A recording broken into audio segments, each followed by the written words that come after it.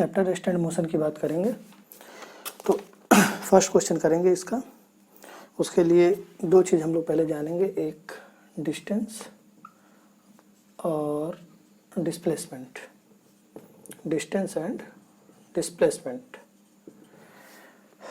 तो बेसिकली आप लोग को पता होगा डिस्टेंस मतलब होता है टोटल पाथ लेंथ कवर्ड, जितना पाथ लेंथ वो चला है टोटल डिस्टेंस होता है। ठीक है, एग्जांपल हम देते हैं। डिस्प्लेसमेंट होता है शॉर्टेस्ट पाथ लेंथ कवर्ड, या जो सबसे कवर्ड हो चाहे ना हो, लेकिन शॉर्टेस्ट पाथ होना चाहिए बस। जैसे सपोज कीजिए एक पॉइंट ए है यहाँ पे और एक पॉइंट यहाँ पे बी है, और ए से बी तक एक आदमी ए से बी तक इस रास्ते से जाता है, इस रास्ते से गया है ए से बी तक, और इस रास्ते की टोटल लंबाई मतलब टोटल डिस्टेंस पाथ यहाँ से यहाँ तक, यहाँ से यहाँ तक जाने में टोटल पाथ है मान लीजिए 100 मीटर। और इसको ए और बी को, ए से स्टार्ट किया था वो आदमी चलना और बी तक गया है, तो ए उस आदमी का होगा इनिशियल पोजीशन और बी होगा फाइनल पोजीशन। तो ए से बी तक तो गया है ये, तो ये टोटल जो लेंथ हुआ ये कहलाएगा हमारा डिस्टेंस। तो अगर हम यहाँ डिस्टेंस निकालेंगे तो डिस्टेंस होगा 100 metre, total path length A B का जो कवर किया गया है, मतलब 100 मीटर। और अगर यहाँ हम डिस्प्लेसमेंट निकालना चाहेंगे तो डिस्प्लेसमेंट होगा शॉर्टेस्ट डिस्टेंस, वो गया हो या ना हो गया हो उस रास्ते से, ये फर्क नहीं पड़ता है। ए से बी को मिला दीजिए और जो सबसे शॉर्टेस्ट डिस्टेंस हो यही होगा शॉर्टेस्ट डिस्टेंस, छोटा वाला डिस्टेंस, सबसे छोटा डिस्टेंस, छोटा पाथ लेंथ यही होगा।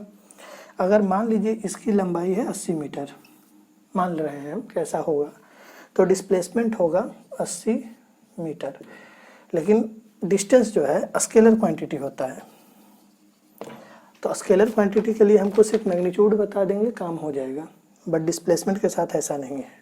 डिस्प्लेसमेंट एक वेक्टर क्वांटिटी होता है, तो इसके लिए आपको डायरेक्शन भी बताना होगा। तो डिस्प्लेसमेंट का डायरेक्शन आप कैसे लीजिएगा, इनिशियल से फाइनल की तरफ, initial position to final position. तो हम लोग बोलेंगे फ्रॉम ए टू बी, तो यहाँ लिखेंगे फ्रॉम ए टू बी, ये हमारा कंप्लीट आंसर हो गया। तो इस तरह से डिस्टेंस और डिस्प्लेसमेंट हम लोग देखेंगे। डिस्प्लेसमेंट का एक और तरीका होता है, अगर पोजीशन वेक्टर के टर्म में दिया रहे तो। हम क्वेश्चन नंबर 1 करेंगे और 2 करेंगे दोनों, लेकिन इससे पहले थोड़ा सा जान लेंगे डिस्प्लेसमेंट निकालने का क्या क्या तरीका है और डिस्टेंस का। ठीक है, हमारा कोई कोऑर्डिनेट सिस्टम है x y और यहाँ कोई z है जो कि डॉट है आपकी तरफ है, z एक्सिस, x इधर y इधर और z आपकी तरफ है, ऐसे आउट ऑफ प्लेन। और स्पेस में कहीं पे है एक, स्पेस में तो हम नहीं दिखा पा रहे हैं इसलिए हम बोर्ड पे ही दिखा रहे हैं आपको। यहाँ पे एक्स वाई प्लेन में नहीं है वो आपका एक्स वाई जेड प्लेन में है, दिखाने के लिए हम यहाँ दिखा रहे हैं।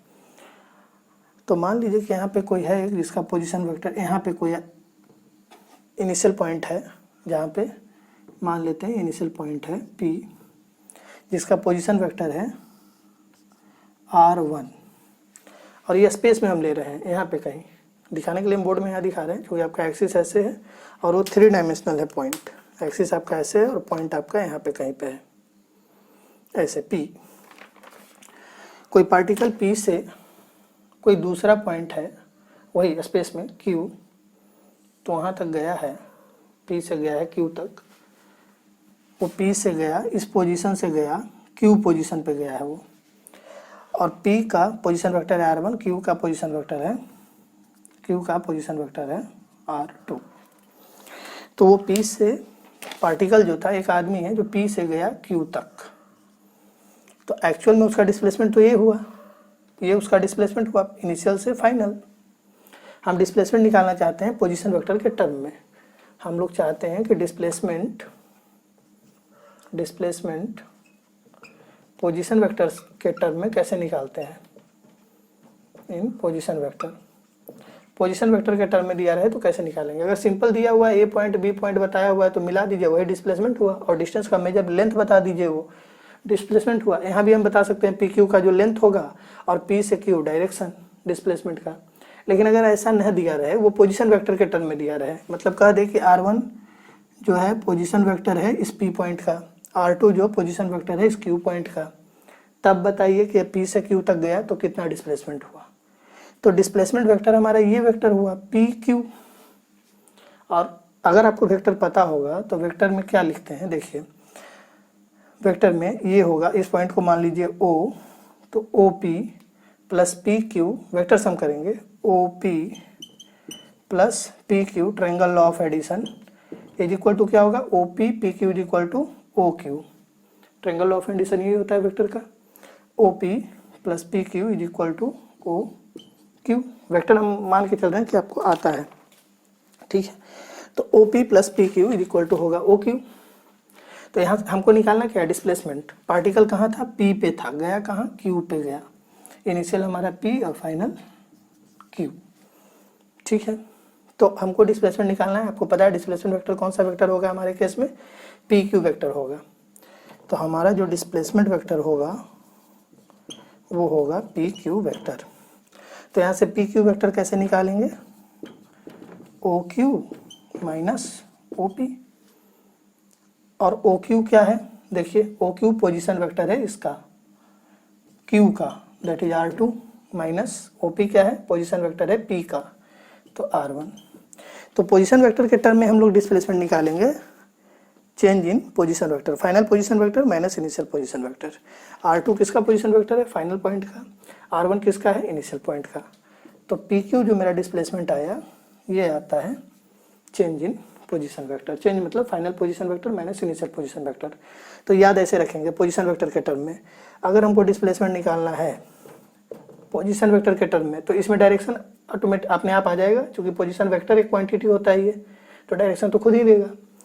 तो डिस्प्लेसमेंट होगा पोजीशन वेक्टर के टर्म में फाइनल पोजीशन वेक्टर, हमारे केस में फाइनल कौन सा है, r2 है, और इनिशियल पोजीशन वेक्टर को घटा दीजिएगा, हमारे केस में इनिशियल है r1। तो ये होगा फाइनल पोजीशन वेक्टर और ये होगा हमारा इनिशियल पोजीशन वेक्टर। अब पोजीशन वेक्टर किसी भी टर्म में रह सकता है। मान लीजिए पोजीशन वेक्टर ऐसा है, r इनिशियल है मान लीजिए 3i 4j minus 5k, r final है आपका 2i plus 2j minus k, ऐसा दिया हुआ है। मतलब पहला पोजीशन ये था पार्टिकल का, बाद का पोजीशन ये हुआ, फाइनल ये हुआ। तो आपको कहेगा डिस्प्लेसमेंट क्या हुआ, इस पोजीशन से इस पोजीशन तक जाने में डिस्प्लेसमेंट क्या हुआ। तो कुछ नहीं कीजिएगा, डिस्प्लेसमेंट निकालने के लिए आप डिस्प्लेसमेंट को मान लीजिए एस से डिनोट कर रहे हैं, तो लिखिएगा r final minus r initial, और इस वेक्टर से इस वेक्टर को घटा दीजिएगा बस। अगर y और z कंपोनेंट नहीं है, ये दोनों रहे नहीं, सिर्फ x दिया रहे तो x का घटेगा, सिर्फ y दिया रहे तो y घटेगा, मतलब जैसा भी रहे, ठीक है। ये समझ में आ गया होगा। चलिए अब क्वेश्चन करेंगे हम लोग पहला और दूसरा, इतने के बाद पहला और दूसरा करेंगे। तो पहला क्वेश्चन आप लोग पढ़िए बुक में, हम यहाँ से देख रहे हैं, हम लिए हुए हैं, इसको प्रिंट करा के निकाल लिए हैं, और कुछ पॉइंट भी समराइज हम कर लिए जो आप लोग को हमको बताना है हर क्वेश्चन से पहले, उस पॉइंट को भी बताएंगे और उसके बाद क्वेश्चन डिस्कशन करेंगे। हम थियरी वगैरह कुछ नहीं करेंगे, सिर्फ आपको एससीबी का सॉल्यूशन देने का कोशिश कर रहे हैं, जितना हो सकता है उतना। चलिए तो पहला क्वेश्चन पढ़ते हैं और बनाते हैं। पहला में कहा है कि a man has to go 50 metre due north 40 metre due east. एक मैन को पहले यहाँ से लेते हैं, स्टार्ट करते हैं, स्टार्टिंग पॉइंट को ही ले लेते हैं, ठीक है, ठीक है। फील्ड पे उसको जाना है अपने घर से, क्वेश्चन पहला यही है। तो मान लीजिए यहाँ पे उसका होम है, एच पॉइंट से डिनोट करते हैं होम को उसका, और यहाँ से गया है 50 मीटर नॉर्थ। अब पहले तो डायरेक्शन हम लोग इधर दिखा देते हैं कि ये हमारा नॉर्थ डायरेक्शन, ये साउथ, ये ईस्ट और ये वेस्ट, और ये होम है उसका। होम से वो चलना स्टार्ट किया है और 50 मीटर नॉर्थ गया है, मतलब यहाँ से ये मान लीजिए 50 मीटर नॉर्थ, तो यही डायरेक्शन हुआ, तो 50 मीटर नॉर्थ गया। इसके बाद 40 मीटर ईस्ट जाता है, तो ईस्ट किधर होगा, इसके बाद इधर होगा ईस्ट, मतलब राइट टर्न लिया होगा वो, तो यहाँ से ये 40 मीटर ईस्ट गया। अगली बार कहते हैं कि इसके बाद 20 मीटर साउथ गया है। यहाँ से 20 मीटर साउथ, साउथ किधर होगा, इधर होगा, तो यहाँ से 20 मीटर साउथ, तो मान लीजिए ये 20 मीटर साउथ। और ये पहुँच गए हैं फील्ड पे, यहाँ पे फील्ड है, एफ से डी नोट कर देते हैं। आपसे पूछा जा रहा है 2 पार्ट है क्वेश्चन का। पहला A part, what distance he has to walk to reach the field. Field तक जाने के लिए यहाँ से जो आदमी चला था, पहले नॉर्थ गया, फिर ईस्ट गया, फिर साउथ गया, तो कितना डिस्टेंस चलना पड़ा। तो डिस्टेंस के लिए आपको पता है, हम लिमिट करते हैं HAB ऐसा। तो डिस्टेंस क्या होता है, टोटल पाथ लेंथ जो भी चला है वो। तो ए में कुछ नहीं करेंगे, डिस्टेंस पूछ रहा है, तो डिस्टेंस होगा टोटल पाथ लेंथ, खत्म हो गया। डिस्टेंस हुआ टोटल पाथ लेंथ।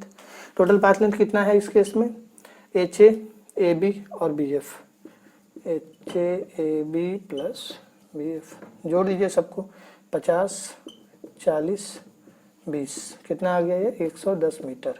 बस ये हुआ टोटल डिस्टेंस, 110 मीटर का चला वो। अब इसमें डिस्टेंस स्केलर क्वांटिटी होता है, आपको डायरेक्शन बताने की जरूरत नहीं है। अब हम बात करते हैं डिस्प्लेसमेंट की, जो कि बी पॉइंट में पूछा है। What is his displacement from his house to field. House से फील्ड तक इसका डिस्प्लेसमेंट क्या है। हमको इनिशियल और फाइनल दोनों पॉइंट ही पता है डायरेक्ट, तो क्या करेंगे, इनिशियल से फाइनल को मिला दीजिए, शॉर्टेस्ट डिस्टेंस, यही होगा शॉर्टेस्ट डिस्टेंस। और डायरेक्शन क्या होगा, इनिशियल से फाइनल की ओर, मतलब होम टू फील्ड, यही होगा डायरेक्शन। इनिशियली यही था और फाइनल वो यहाँ पहुँचा, तो डायरेक्शन क्या होगा, इनिशियल टू फाइनल। डिस्प्लेसमेंट का तो डायरेक्शन भी बताना पड़ेगा, तो इनिशियल टू फाइनल डायरेक्शन होगा, और इसका मैग्नीट्यूड हमको डिस्प्लेसमेंट का मैग्नीट्यूड देगा। अब इसका मैग्नीट्यूड कैसे निकालेंगे, तो उसके लिए ज्योमेट्री यूज करेंगे। इसको मिटाते हैं डिस्टेंस को,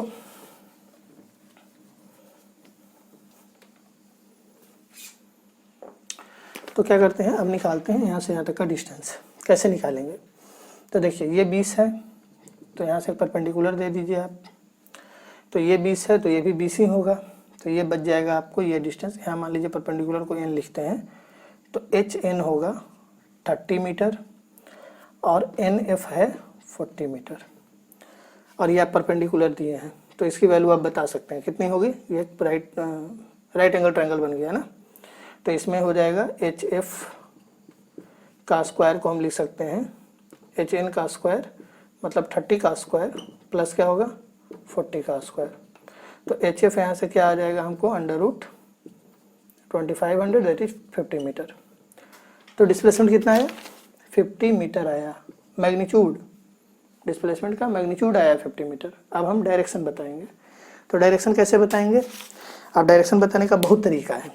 देखिए, एक तो चूँकि आपको ये नॉर्थ, ईस्ट, वेस्ट, साउथ ऐसे लिखा है, मान लीजिए डायरेक्शन ऐसा होता, सपोज कीजिए डायरेक्शन ये होता, यहाँ पे कोई पॉइंट P है और ये डायरेक्शन होता, ये डायरेक्शन होता यहाँ से, और मान लीजिए ये एंगल होता 30 डिग्री।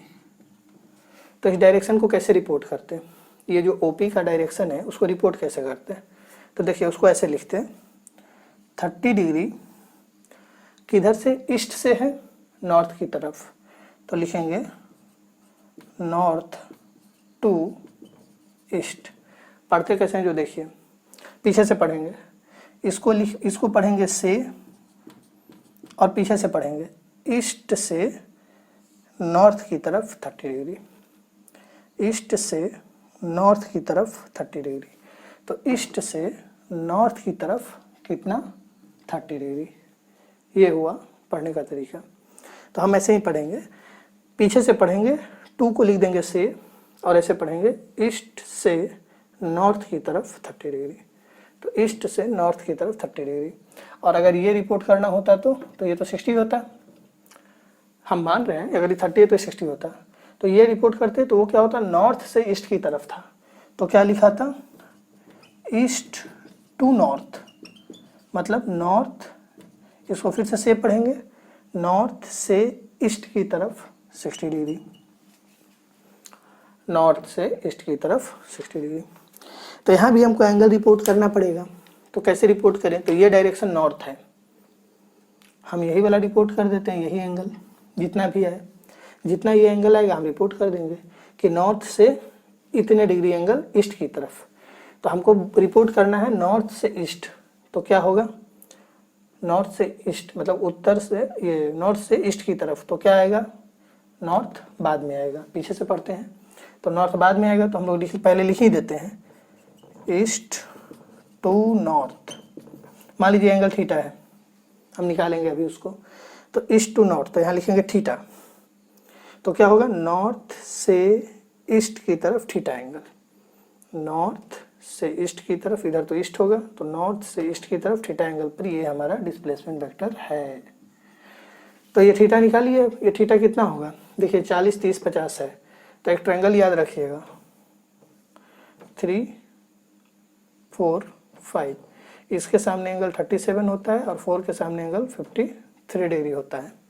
तो इसको याद रखिएगा, इसके प्रोपोर्शनल में जो भी ट्रायंगल होगा उसमें भी यही होगा, यही प्रोपोर्शनल ही है 30 40 50। तो 40 वाले साइड के सामने कौन सा एंगल होता है, 53, तो ये कौन सा एंगल हो जाएगा मेरा, 53 डिग्री, 40 के सामने वाला। तो यहाँ हम लिखेंगे 53 डिग्री ईस्ट टू नॉर्थ। और अगर ऐसे लिखिएगा तो टेन थीटा कितना लिखिएगा आप, टेन थीटा होगा 40/30 मतलब 4/3, तो थीटा होगा tan इनवर्स 4/3, तो tan inverse 4/3 east to north, ऐसे हम लोग लिखेंगे। आपके आंसर में जो भी दिया है, क्या दिया है, ये tan inverse 3/4 north to east, ये वाला एंगल दिए हैं, इधर से रिपोर्ट किए हैं, ये इनमें है नॉर्थ टू ईस्ट रिपोर्ट किया हुआ, मतलब नॉर्थ टू ईस्ट करने का मतलब ये रिपोर्ट किए हैं नॉर्थ टू ईस्ट, इसका मतलब क्या, ईस्ट से नॉर्थ की तरफ, तो वो करें ईस्ट से नॉर्थ की तरफ 3/4, हम ये रिपोर्ट किए हैं। डायरेक्शन कोई भी रिपोर्ट कीजिए चलता है, ठीक है। तो ये हो गया क्वेश्चन नंबर 1 कंप्लीट। अब बात करते हैं दूसरे की। देखिए सेकंड में क्या कहते हैं, अ particle start from origin. Okay, तो पहले हम लोग बना देते हैं एक ऑरिजिन, ऐसा, ये मान लीजिए हमारा एक्स एक्सिस है और वाई एक्सिस भी बनाएंगे, लेकिन रहने दीजिए, वाई का शायद जरूरत नहीं पड़ेगा। तो a particle start from origin, origin से स्टार्ट करता है, जाता है along the X axis to the point 20 0। 20 0 कौन सा हमारा पॉइंट होगा, वाई एक्सिस बना ही देते हैं, चलिए वाई और वाई डैश। तो मान लीजिए ये 0 0 वाला पॉइंट है, ऑरिजिन है, यहाँ मान लीजिए 10 और 0 है, यहाँ पे है 20 और 0, यहाँ पे है -10 और 0, और यहाँ पे है -20 और 0, ऐसा है। तो और ये मीटर में है, इसका यूनिट जो है मीटर में है, इस पर भी मीटर ही है। अब कहते हैं particle start from origin goes along the X axis to the point 20 0। एक पार्टिकल है जो यहाँ से स्टार्ट करता है चलना, इस पॉइंट से, और ऐसे ऐसे जाता है और चला जाता है यहाँ तक, इस पॉइंट को बोल देते हैं ए। तो ओ से ए तक जाता है वो, उसके बाद कहें then returns along the same line, इसी लाइन पे वो रिटर्न कर जाता है, जिस रास्ते से गया है इसी रास्ते पे वो वापस आ जाता है। और कहाँ तक वापस आता है, इस पॉइंट तक, -20 0 तक। पढ़िएगा, आपको क्वेश्चन बुक में लिखा हुआ है, यहाँ से स्टार्ट करता है 20 0 तक जाता है, फिर इसी लाइन पे रिटर्न करता है और यहाँ तक आता है। मतलब वो गया कैसे, देखिए यहाँ से यहाँ तक गया और इसी लाइन पे फिर वापस आया और यहाँ तक आ गया, बस यही क्वेश्चन है, इसको बी बोल देते हैं। अब आपसे पूछा गया क्या क्या, देखिए डिस्टेंस एंड डिस्प्लेसमेंट दोनों चीज़। तो फिर से वही करेंगे, डिस्टेंस के लिए क्या करते थे, टोटल कितना वो चला, एक्चुअली टोटल पाथ लेंथ, तो कितना चला टोटल, ओ से ए गया और फिर ए से बी आया है, तो टोटल वो चला ओ ए प्लस ए बी, ओ से ए गया और फिर ए से बी तक आया, तो ओ ए प्लस ए बी। अब ओ ए कितना है हमारा 20 और ए बी कितना होगा 20 इधर और 20 इधर 40, तो कितना डिस्टेंस चला 60 मीटर, ये हो गया डिस्टेंस। अब बात करते हैं डिस्प्लेसमेंट का। तो डिस्प्लेसमेंट आपको हम बताए हैं initial to final position. Initial position कौन सा है, ओ, कहाँ से चलना स्टार्ट किया था, ओ से, तो इनिशियल कौन, ओ, और फाइनली कहाँ पहुँचा ये, बी पे, तो फाइनल कौन, बी। तो डिस्प्लेसमेंट का डायरेक्शन पहले क्या होगा, इनिशियल टू फाइनल, मतलब ओ से बी की तरफ।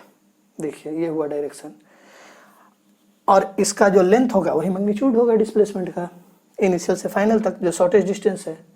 तो इसका लेंथ कितना होगा, देखिए 20 मीटर ओ से बी। तो डिस्प्लेसमेंट क्या बोलेंगे हम लोग, 20 मीटर ओ से बी की ओर या नेगेटिव एक्स की ओर, ये भी बोल सकते हैं। अच्छा एक चीज़ और देखिए यहाँ पे, ये हुआ डिस्प्लेसमेंट, ठीक है, हम लोग लिखे 20 मीटर ओ से बी या नेगेटिव एक्स की ओर। अब इसको हम वेक्टर मेथड से भी कर सकते हैं, जो पोजीशन वेक्टर वाला मेथड हम बताए थे। डिस्प्लेसमेंट क्या होता है, एस से अगर डिनोट करें तो final position minus initial position vector. अब देखिए फाइनल पोजीशन वेक्टर क्या है इसका, फाइनली कहाँ पहुँचा है, यहाँ पहुँचा है। तो इसको अगर वेक्टर के टर्म में लिखिएगा तो लिखिएगा -20i और 0j, तो वो नहीं लिख रहे हैं, -20i। तो फाइनल पोजीशन वेक्टर होगा -20i, और इनिशियल कहाँ था, ऑरिजिन पे था, तो 0i 0j, दोनों जीरो ही हैं, i भी और j भी, तो हो जाएगा -0i। ठीक है, j वाला नहीं लिख रहे हैं, ऐसे लिखना है तो लिख सकते हैं यहाँ पे, यहाँ 0j, यहाँ भी लिख सकते हैं 0j, और घटाइएगा इससे इसको, तो यही आंसर आएगा। तो आपका आंसर आएगा -20i। मतलब क्या हो गया, 20 मीटर नेगेटिव एक्स की ओर, -i है, मतलब 20 -i है, मतलब 20 मीटर नेगेटिव एक्स की ओर, वही आंसर हुआ। तो ये हुआ डिस्प्लेसमेंट। इसमें भी आपका क्या दिया है, आंसर भी वही है, 20 मीटर इन नेगेटिव डायरेक्शन, और डिस्टेंस है 60 मीटर। तो ये हुआ आपका क्वेश्चन नंबर 1 और 2। आपको चलिए क्वेश्चन नंबर 3 से पहले क्या क्या सीखना है हमको, एवरेज स्पीड और एवरेज वेलोसिटी। सबसे पहले तो एक चीज़ जान लीजिए, जब भी एवरेज की बात करेगा, कोई भी चीज़ अगर पूछे एवरेज, तो आपको कोई पर्टिकुलर टाइम की बात नहीं करेगा, वो टाइम इंटरवल की बात करेगा। मतलब आपसे कहेगा कि 0 से लेके 10 सेकंड के बीच में, या 3 सेकंड से लेके 10 सेकंड के बीच में एवरेज स्पीड बताइए या एवरेज वेलोसिटी बताइए। ऐसा नहीं बोलेगा कि 5 सेकंड पे एवरेज स्पीड बताइए, नहीं, पर्टिकुलर टाइम पे नहीं बोलेगा। पर्टिकुलर टाइम पे इंस्टेंटेनियस स्पीड या इंस्टेंटेनियस वेलोसिटी होती है। एवरेज जब भी कहेगा तो एक टाइम इंटरवल देगा सबसे पहले। तो एक की पॉइंट दिमाग में रखना है कि इन दोनों केस में आपको क्या मिलेगा, टाइम इंटरवल। टाइम इंटरवल कुछ भी हो सकता है, कोई टाइम इंटरवल देगा, 5 सेकंड का टाइम इंटरवल, 6 सेकंड का टाइम इंटरवल। मान लीजिए कह दिया 2 सेकंड से लेके 8 सेकंड के बीच में निकालिए average display velocity, average velocity. तो क्या करेंगे, कितने का टाइम इंटरवल हो गया, 2 से 8 के बीच में 6 सेकंड का टाइम इंटरवल हो गया। ठीक है, तो ऐसे निकालेंगे, क्वेश्चन को ऐसे सॉल्व करेंगे। तो एवरेज स्पीड क्या होता है, टाइम इंटरवल तो आपको समझ में आ गया। एवरेज स्पीड क्या होता है पहले ये, तो एवरेज स्पीड होगा आपका टोटल डिस्टेंस जितना भी चला है, या टोटल पाथ लेंथ जो भी आप जानते हैं, अपॉन टोटल टाइम इंटरवल। बस ये हो गया एवरेज स्पीड।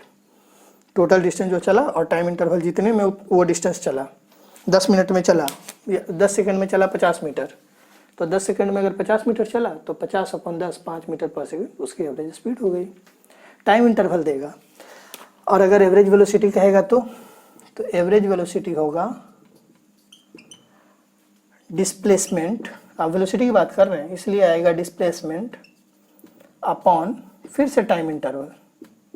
जिस टाइम इंटरवल में एवरेज वेलोसिटी पूछा है उसी टाइम इंटरवल में जितना डिस्प्लेसमेंट हुआ है। दूसरा चीज़, ये एक वेक्टर क्वांटिटी है, आपको पता है, तो इसका डायरेक्शन वही डायरेक्शन लेंगे जो डिस्प्लेसमेंट का डायरेक्शन लेंगे एवरेज वेलोसिटी के लिए। ठीक है, क्वेश्चन करते हैं, इससे समझ में आएगा। अब आपको ध्यान ये रखिएगा कि जब भी एवरेज स्पीड या एवरेज वेलोसिटी पूछेगा तो आपको टोटल टाइम इंटरवल की बात करेगा। क्लियर, टोटल टाइम इंटरवल की बात करेगा। उस टाइम इंटरवल में आपको एवरेज स्पीड पूछेगा तो टोटल डिस्टेंस से डिवाइड कर देना, एवरेज वेलोसिटी पूछेगा तो जो भी डिस्प्लेसमेंट हुआ है उससे डिवाइड कर देना है, और डायरेक्शन इसके वाला इसको दे देना है डिस्प्लेसमेंट का।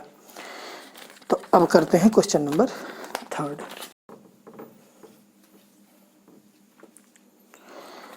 क्वेश्चन 3 में कहता है it is 260 kilometre from Patna to Ranchi by air and 320 kilometre by road. हम लोग क्या करते हैं, यहाँ बना देते हैं पटना, पी से लिखेंगे पटना, ठीक है। पटना डिनोट करेंगे पी से और रांची हम लोग डिनोट करेंगे आर से, ठीक है। पी से होगा पटना और आर से हम डिनोट करेंगे रांची। तो कहा गया it is 260 kilometre from Patna to Ranchi by road by air, ठीक है। तो ये मेरा पटना है और यहाँ कहीं रांची है मान लीजिए। तो कहा है एयर डिस्टेंस कितना है 260 किलोमीटर है। तो मान लीजिए ये एयर डिस्टेंस होगा, एयर डिस्टेंस जो भी होगा वो शॉर्टेस्ट डिस्टेंस होगा। एयर डिस्टेंस कौन सा डिस्टेंस होगा? Shortest distance. रोड वाला डिस्टेंस शॉर्टेस्ट नहीं होगा, रोड में तो घुमाव भी होता है ना, यहाँ से ऐसे ऐसे कितना मोड़ कितना टर्निंग होते जाएगा रांची, अब पहुँचा रांची। तो ये शॉर्टेस्ट डिस्टेंस तो नहीं हुआ, एयर का डिस्टेंस जो होगा वो शॉर्टेस्ट होगा। तो पटना से रांची जो एयर डिस्टेंस है ये मान लीजिए एयर डिस्टेंस है आपका। तो एयर डिस्टेंस दिया है 260 किलोमीटर। तो ये दिया है 260 किलोमीटर, ठीक है। इसका नेमिंग कर देते हैं एयर डिस्टेंस को हम लोग पाथ 1। तो एयर डिस्टेंस का नाम लिखेंगे हम लोग पाथ फर्स्ट। तो ये हमारा पाथ फर्स्ट हुआ, एयर डिस्टेंस वाला पहला पाथ। और इसको बोलते हैं जो रोड वाला डिस्टेंस है इसको हम लोग बोल देते हैं पाथ सेकंड। तो ये हमारा पाथ सेकंड कौन सा डिस्टेंस होगा? Road distance. और इसकी वैल्यू दी है 320 किलोमीटर। 320 किलोमीटर ये है गिवन डेटा। और कुछ इन्फॉर्मेशन दिए हैं। क्या इन्फॉर्मेशन है कि एक एरोप्लेन है वो 30 मिनट लेता है पटना से रांची जाने में। एरोप्लेन के लिए जो टाइम लगा है पटना से रांची जाने के लिए, तो टाइम फॉर एरोप्लेन, तो इसको हम ऐसा लिख देते हैं TA, ठीक है, टाइम फॉर एरोप्लेन। ये दिया है आपको 30 मिनट। 30 मिनट मतलब 30 × 60 सेकंड में कन्वर्ट कर लीजिएगा ऐसा यूनिट में, तो कितना हो जाएगा 1800 सेकंड। ये हो गया टाइम फॉर एरोप्लेन। दूसरा कहे हैं कि एक डिलक्स बस है जिसको जाने में लगता है 8 घंटे, ठीक है। तो यहाँ से एक डिलक्स बस ले लेते हैं। वैसे आपका इसका यूनिट दिया है शायद किलोमीटर पर आवर में, जहाँ तक मुझे याद है। हाँ, तो हम लोग क्या करेंगे ना, आवर में ही कन्वर्ट कर लेंगे टाइम को भी। तो ये जो 30 मिनट है इसको आवर में ही कर लीजिए, सेकंड मत कीजिए। सेकंड कीजिएगा कैलकुलेशन फिर लेंदी होगा। आंसर दिया है किलोमीटर पर आवर में, तो किलोमीटर पर आवर में ही बनाते हैं। तो ये हमारा है 30 मिनट था, तो ये कितना हो जाएगा 30 मिनट 30/60 आवर, तो मतलब 1/2 आवर का हो गया, ठीक है। एयर का टाइम है, एरोप्लेन का टाइम है। और टाइम फॉर बस के लिए कितना टाइम लगता है उसको TB से डिनोट कर देते हैं 8 आवर। चलिए ये लिख दिए। अब बनाएंगे सारी चीज़ें, इसमें 4 पार्ट पूछा गया है। तो ये गिवन डेटा हो गया। अब बनाएंगे तो कहाँ लिखें, चलिए यहाँ लिखते हैं। तो सबसे पहले कहा गया है बताइए average speed of the plane की एवरेज स्पीड। अब देखिए पहले कहा गया है एवरेज स्पीड किसकी, ऑफ प्लेन की एवरेज स्पीड आपको बतानी है। अब प्लेन कैसे जाएगा, प्लेन तो रोड वाला पाथ से नहीं जाएगा, प्लेन जब भी जाएगा पाथ 1 से ही जाएगा। प्लेन ऐसे ऐसे घूम के थोड़े जाएगा रोड वाले पाथ से, नहीं, वो हमेशा जाएगा तो एयर डिस्टेंस से ही जाएगा। तो प्लेन के लिए जो डिस्टेंस होगा वो 260 किलोमीटर ही होगा और डिस्प्लेसमेंट भी 260 किलोमीटर ही होगा प्लेन के लिए, क्योंकि प्लेन तो हमेशा इसी डिस्टेंस से जाएगा, शॉर्टेस्ट वाले से ही, एयर जो कि एयर डिस्टेंस है। तो प्लेन के लिए डिस्टेंस हो या डिस्प्लेसमेंट हो दोनों सेम होगा, मैग्नीट्यूड, डिस्प्लेसमेंट का मैग्नीट्यूड। तो प्लेन के लिए डिस्टेंस और डिस्प्लेसमेंट का मैग्नीट्यूड को मॉड से लिखते हैं, दोनों कितना होगा 260 किलोमीटर। और अगर प्लेन का पूछ रहा है एवरेज स्पीड तो आप डिस्टेंस ले लीजिए 260, कितना हो जाएगा स्पीड, ऐसे लिखते हैं स्पीड, एवरेज स्पीड प्लेन का, और प्लेन कितना हो जाएगा, average speed of plane 260, distance लिखे हैं, अपॉन टाइम, कितना टाइम लगता है प्लेन को जाने में, हाफ आवर। तो ये आएगा आपका 520 किलोमीटर पर आवर। ये आया एवरेज स्पीड। यहाँ डायरेक्शन नहीं दिखाएंगे, एवरेज स्पीड है, स्पीड स्केलर क्वांटिटी होता है। अब बात करते हैं बी पार्ट। बी में कहता है एवरेज स्पीड बस का बताइए। अब बस देखिए कैसे जाएगा, बस जाएगा इस रास्ते से, रोड वाले रास्ते से। तो अगर बस का एवरेज स्पीड निकलिएगा तो बस के लिए डिस्टेंस और डिस्प्लेसमेंट दोनों अलग हो जाएगा। बस का डिस्टेंस क्या होगा, बस का डिस्टेंस होगा, ये बस के लिए काम कर रहे हैं, ठीक है ना। तो बस के लिए जो डिस्टेंस होगा वो होगा एक्चुअल डिस्टेंस, एक्चुअल पाथ जो वो चला है रोड पे, कितना चला है वो 320 किलोमीटर, तो उसके लिए डिस्टेंस होगा 320 किलोमीटर। बट बस के लिए जो डिस्प्लेसमेंट होगा, डिस्प्लेसमेंट फिर से वो चले या ना चले उस रास्ते पे फर्क नहीं पड़ता है। डिस्प्लेसमेंट कैसे निकालेंगे, इनिशियल से फाइनल। बस यहाँ से चला था पटना से रांची पहुँच गया, हम लोग पटना से रांची को मिला दिए, जो शॉर्टेज डिस्टेंस मिला, कौन सा शॉर्टेज डिस्टेंस मिला 260 किलोमीटर। डिस्प्लेसमेंट हमेशा शॉर्टेज डिस्टेंस होता है, उस पर आप जाइए या मत जाइए, आप किसी दूसरे रास्ते से जाइए फर्क नहीं पड़ेगा, डिस्प्लेसमेंट वही शॉर्टेस्ट होगा। अगर आप पटना से चलते रांची जाते, रांची से वापस पटना आ जाते तो आपका डिस्प्लेसमेंट 0 होता, आप जहाँ थे वहाँ आ गए। तो डिस्प्लेसमेंट हमेशा इनिशियल से फाइनल को मिला दिया कीजिए, उस रास्ते से जाएं चाहे ना जाएं। एरोप्लेन के केस में ऐसा था कि वो गया भी उसी रास्ते से, तो इसलिए उसका डिस्प्लेसमेंट भी 260 ही था, डिस्टेंस भी 260 था, लेकिन गया भी उसी रास्ते से था।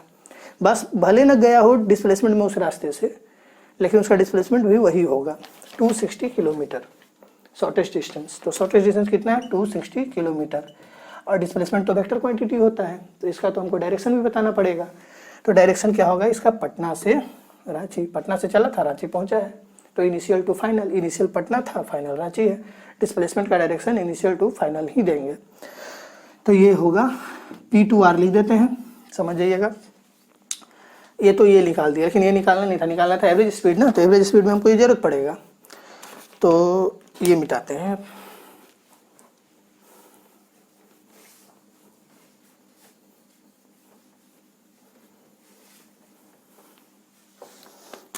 और हम लिखते हैं एवरेज स्पीड बस का, ठीक है। तो एवरेज स्पीड किसका, बस का क्या होगा, जो डिस्टेंस चला है बस, कितना डिस्टेंस चला है बस 320, और बस को कितना टाइम लगा जी, तो 8 आवर, तो 8 आवर, तो ये कितना आ जाएगा 40 किलोमीटर पर आवर। ये हो गया बस का एवरेज स्पीड। अब देखते हैं सी पार्ट, कहता है एवरेज वेलोसिटी बताइए प्लेन का। तो प्लेन का एवरेज वेलोसिटी क्या होगा, एवरेज वेलोसिटी प्लेन का। तो फिर से प्लेन के लिए भी डिस्प्लेसमेंट क्या था, प्लेन का डिस्प्लेसमेंट वही था 260 ही था, तो 260 अपॉन टाइम, प्लेन को कितना टाइम लगा था हाफ, तो प्लेन का एवरेज वेलोसिटी हुआ 520 किलोमीटर पर आवर, लेकिन डायरेक्शन भी बताना पड़ेगा। तो डायरेक्शन क्या होगा, Patna to Ranchi, initial to final, तो P2R। ये हो गया एवरेज वेलोसिटी प्लेन का, क्लियर। और एक चीज और पूछा गया है आपको, find the average velocity of the plane हो गया, find the average velocity of the bus, bus की एवरेज वेलोसिटी बतानी है, वो लास्ट है। तो बस की एवरेज वेलोसिटी के लिए क्या लेना पड़ेगा, डिस्प्लेसमेंट लेना पड़ेगा बस का। तो बस का डिस्प्लेसमेंट कितना है 260 किलोमीटर, तो यहाँ लिख देते हैं एवरेज वेलोसिटी ऑफ बस, ये वेलोसिटी की बात कर रहे हैं, वेक्टर क्वांटिटी है। तो क्या हो जाएगा ये, डिस्प्लेसमेंट बस का 260, और कितने टाइम में ये डिस्प्लेसमेंट हुआ बस का, तो बस का डिस्प्लेसमेंट आधे घंटे में नहीं हुआ है, बस का डिस्प्लेसमेंट पूरे 8 घंटे में ही हुआ है, क्योंकि बस तो चलना तो यहीं से स्टार्ट किया था, वो ऐसे ऐसे ऐसे ऐसे जब पहुंचा रांची तो 8 घंटा लग गया। तो डिस्टेंस तो वो चला 320, लेकिन उसका डिस्प्लेसमेंट 260 हुआ उस 8 घंटे में। तो बस के लिए भी जो टाइम होगा वो 8 घंटा ही रहेगा उसके डिस्प्लेसमेंट के लिए। एरोप्लेन के साथ ऐसा नहीं था, एरोप्लेन का डिस्टेंस और डिस्प्लेसमेंट दोनों आधे घंटे में हो गया, इसका नहीं है, इसका डिस्टेंस और डिस्प्लेसमेंट दोनों हुआ है कितने देर में, 8 घंटे में, तो ये 8 होगा। और इसको डिवाइड कर लीजिएगा, जो भी आएगा किलोमीटर पर आवर, और पटना टू रांची लिखना नहीं भूलना है, क्योंकि डायरेक्शन दिखाएंगे। तो क्वेश्चन नंबर 4 कहता है, when a person leaves his home from sightseeing by his car, okay the meter reads इतना, ओके कार में जो मीटर लगा होता है ना, 4th नंबर कर रहे हैं, देखिए एक कार है, कार में जो मीटर लगा होता है जो रीड करता है आप कितना किलोमीटर चले, उस मीटर का बात कर रहे हैं कि जब वो घर से चले थे तो उसमें रीडिंग क्या था, जब लीव कर रहे थे होम को, ऐसा लिख देते हैं लीव होम, तो उस समय उसका रीडिंग था 1232 किलोमीटर, ये रीडिंग था जब घर को लीव कर रहे थे तब। और उसके बाद वो when he return home after 2 hours the reading is this. फिर वो गए अपना मार्केट गए या कहीं भी गए, घूम फिर के आए 2 घंटे बाद। कितने टाइम के बाद? टाइम इंटरवल हुआ ये एक तरह से, ये 2 घंटे का। तो कितने टाइम इंटरवल के बाद वो आए हैं? 2 घंटे के बाद। तो जब 2 घंटे बाद आते हैं तो वो क्या देखते हैं कि रीडिंग जो है चेंज हो गया है। अब कितना हो गया? 12,416 किलोमीटर। होम से चले थे और रिटर्न हो गए हैं होम को, ये ख्याल रखिएगा, रिटर्न हो गए हैं होम को। अब पहला पूछा गया है एवरेज स्पीड बताइए इस पीरियड में, ड्यूरिंग दिस पीरियड, मतलब ये 2 घंटे में उसके लिए एवरेज स्पीड क्या रही। तो देखो एवरेज स्पीड फिर से पहले निकालते हैं, एवरेज स्पीड। तो एवरेज स्पीड क्या होगा? डिस्टेंस जो भी चला गया बाय टाइम इंटरवल, कितना डिस्टेंस वो चले। तो आप उनका रीडिंग पहले ये था, बाद में रीडिंग चेंज ये हो गया, मतलब कुछ ज़्यादा तो चल गए ना। कितना चले? इससे इसको घटा देंगे, वही चले, क्योंकि रीडिंग पहले से इतना था, बाद में रीडिंग बढ़ गया। तो डिस्टेंस कितना चले होंगे? 12416 माइनस 12352 किलोमीटर, इतना डिस्टेंस वो चले। जो भी रीडिंग पहले था बाद में रीडिंग बढ़ा है, इससे इसको घटाना ही पड़ेगा, यही तो रिकॉर्ड कर रहा था ना रीडिंग। अपॉन क्या होगा? टाइम, कितने टाइम के बाद ये रीडिंग चेंज हुआ था? 2 घंटे के बाद। तो ये आंसर हो गया, जो भी आएगा देख लीजिएगा, ये आंसर आपका रहेगा। दूसरा कहा गया है what is the average velocity. Average velocity क्या होगा? अब एवरेज वेलोसिटी के लिए आपको देखना होगा, एवरेज वेलोसिटी के लिए क्या देखना पड़ता है? डिस्प्लेसमेंट। डिस्प्लेसमेंट कितना हुआ आप बताइए। टाइम तो नीचे होगा 2 आवर, डिस्प्लेसमेंट कितना हुआ? घर से निकले और घर को वापस आ गए, तो displacement final position minus initial position, final position भी घर, इनिशियल पोजीशन भी घर, तो डिस्प्लेसमेंट 0। तो 0 हो गया, काम खत्म। डायरेक्शन दिखाएं क्या है? 0 में क्या दिखाने का है?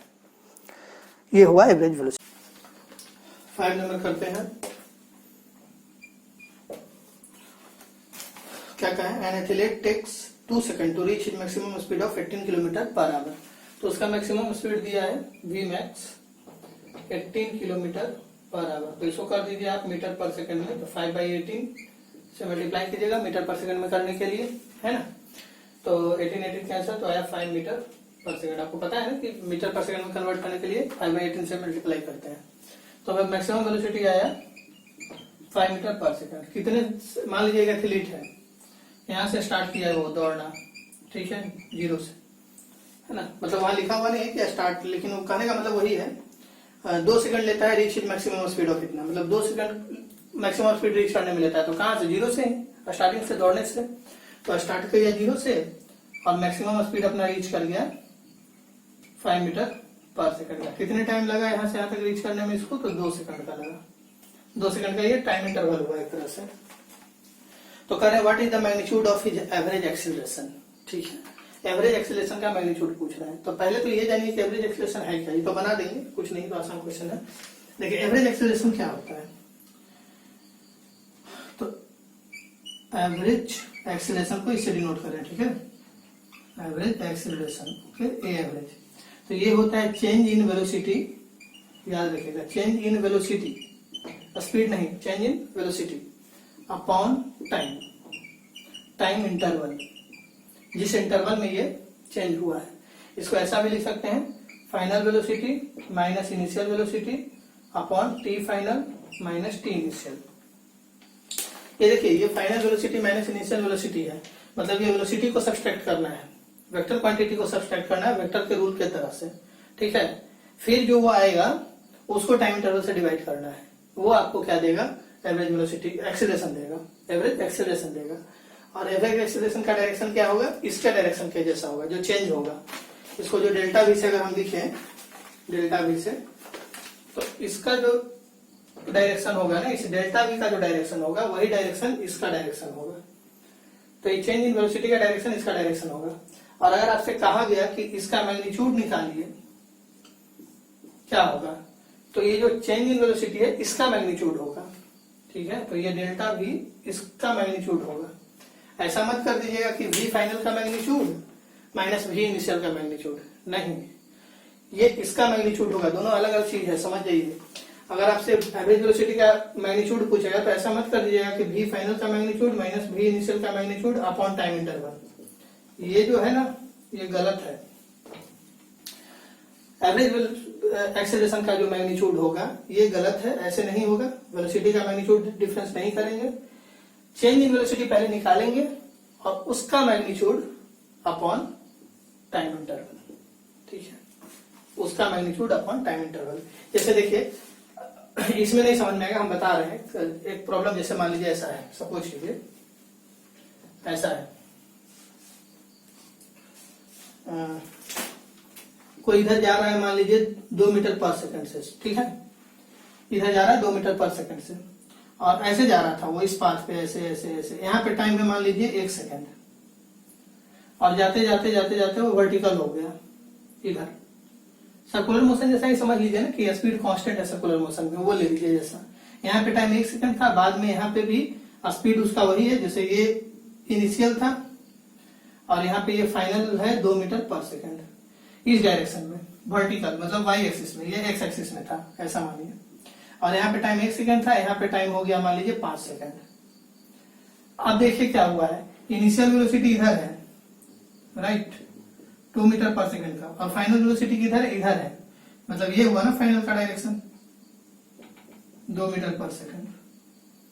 और इनिशियल के समय टाइम 1 था, फाइनल के समय टाइम हो गया 5। तो कितने का इंटरवल हुआ, 5 माइनस 1, 4 था ना। ये टाइम इनिशियल, ये टाइम फाइनल, तो इंटरवल कितने का हुआ, T final minus T initial कीजिए तो आ जाएगा 5 माइनस 4, 5 माइनस 1, 4 सेकंड का इंटरवल आया है, डेल्टा टी 4 सेकंड का। ऐसा यानी कि ऐसे जा रहा था, उस समय 1 सेकंड था, बाद में वर्टिकल हो गया, उस समय हो गया 5 सेकंड।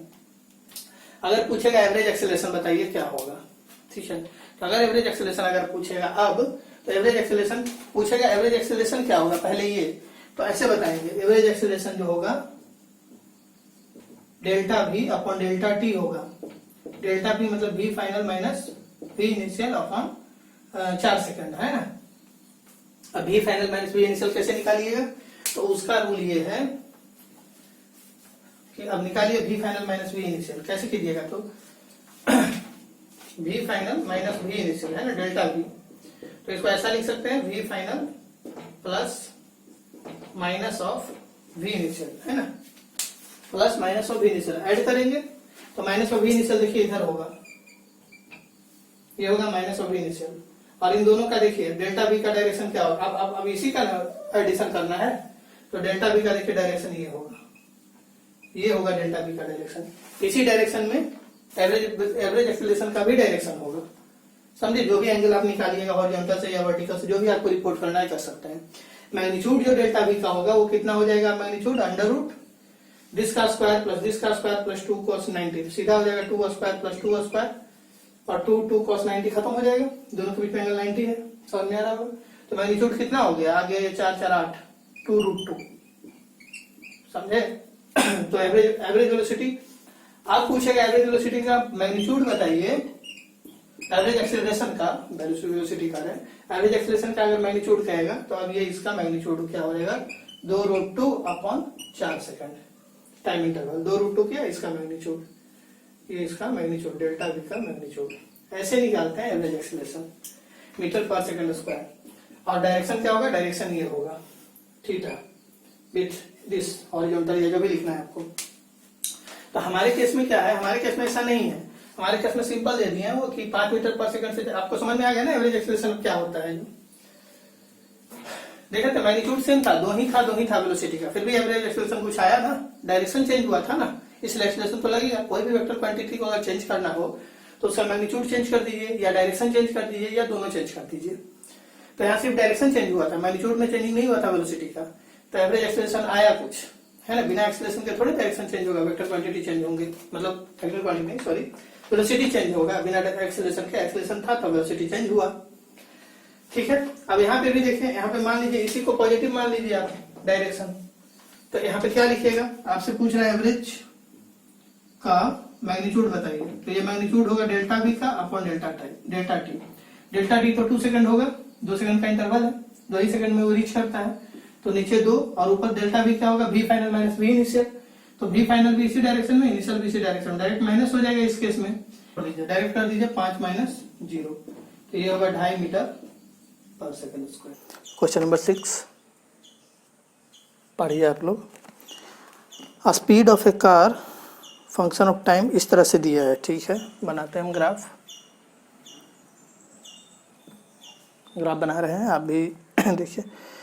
तो ओके 0 2 4 6 8 10, ये इधर टाइम दिया है सेकंड में, एक्स एक्सिस पे हमारा टाइम दिया है और टाइम एक्सिस हुआ, और इधर स्पीड दिए हैं ये, तो वी से हम लिख देते हैं स्पीड को मीटर पर सेकंड में दिए हैं, इसका यूनिट है मीटर पर सेकंड।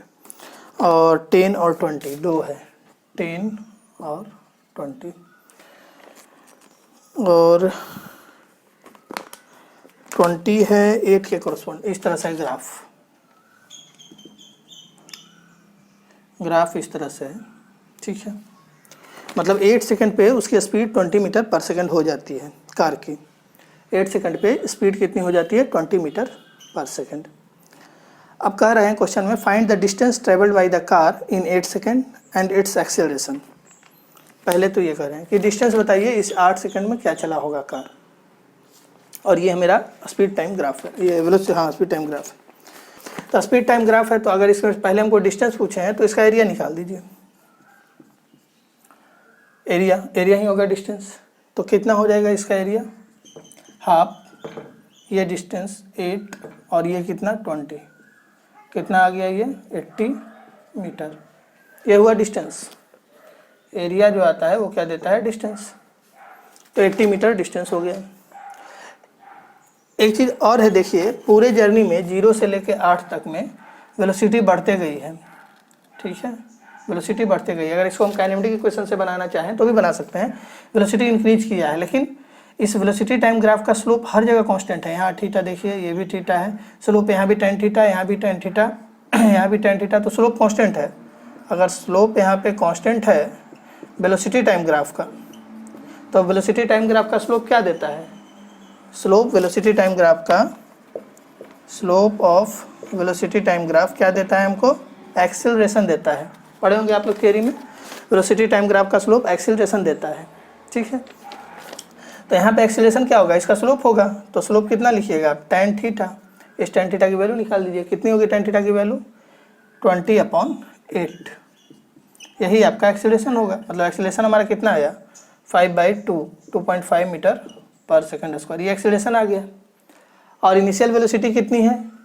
हम काइनेमेटिक इक्वेशन से बनाना चाह रहे हैं डिस्टेंस, तो काइनेमेटिक इक्वेशन क्या लगाएंगे? S = ut + ½ AT², ये यूज करेंगे क्योंकि टाइम दिया है।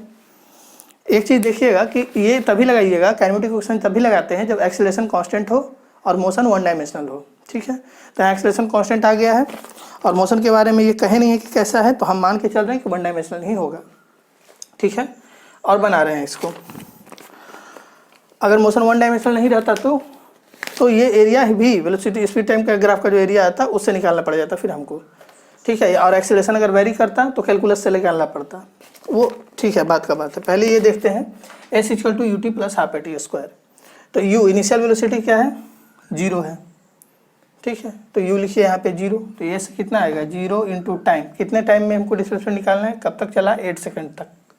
तो 0 × 8 + ½ a की वैल्यू 2.5 × 8²। इसको सॉल्व कीजिए, कितना आ जाएगा? ये हाफ, 5/2 64, तो कितना होगा? 4 से ये कितने टाइम्स कैंसिल? 16, तो 80 मीटर आंसर। तो ये आ गया आपका 6 नंबर का आंसर 80 मीटर और एक्सेलरेशन 2.5 मीटर पर सेकंड स्क्वायर। तो ये समझ में आ गया। या तो एक तो एरिया निकाल देते हैं, या काइनेमेटिक इक्वेशन से करने के लिए हमको पहले इसका एक्सेलरेशन निकालना पड़ गया। एक्सेलरेशन क्या होता है? वेलोसिटी टाइम ग्राफ का स्लोप होता है। तो एक्सेलरेशन निकालने के बाद ये फॉर्मूला लगा दिए, S = ut + ½ AT²।